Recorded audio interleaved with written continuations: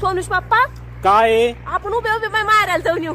या पाय तू जा जाय तो पायानं वापस या जाय.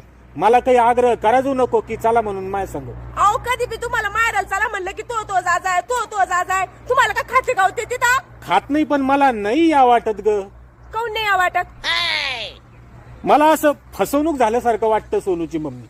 फसवणूक हा म्हणजे आता पाय तू एखाद्या साडीच्या दुकानात गेली, हा तिथून साडी आणली आणि घरी आल्यावर ती खराब निघली म्हणा किंवा तुला आवडली नाही म्हणा, तू वापस त्या दुकानात घेऊन गेली आणि दुकानदार म्हणला मी आता वापस घेत नाही, तर तू डबल त्या दुकानात जाशील का ग?